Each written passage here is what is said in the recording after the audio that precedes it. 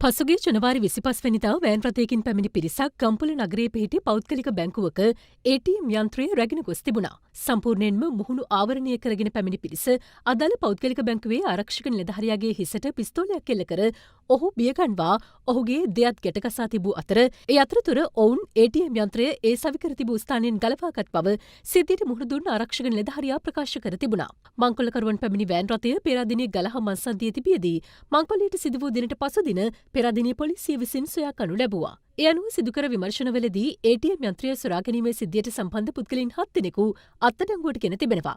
ඉන් සිව් දෙනෙක් ගම්පොළ ප්‍රදේශයේදී අත්අඩංගුවට ගෙන ඇති අතර ඉතිරි තිදෙනා අත්අඩංගුවට ගෙන ඇත්තේ ගලහා ප්‍රදේශයේදී. අත්අඩංගුවටගත් 7 දෙනා අතරින් සිව් දෙනෙකු පුත්තලම ප්‍රදේශයේ පදිංචිකරුවන් වන අතර තිදෙනෙකු ගලහා ප්‍රදේශයේ පදිංචිකරුවන් බවයි පොලිසිය පැවසුවේ. අත්අඩංගුවට ගන්නා අවස්ථාවේ මෙම සැකකරුවන් සතුව තිබී පිස්තෝලයක්ද සොයාගෙන තිබෙනවා. එය පුත්තලම දිස්ත්‍රික් පාර්ලිමේන්තු මන්ත්‍රී අලි සබ්රි රහීම් මහතාට අයත් වූවක් බව පොලිසිය පවසනවා.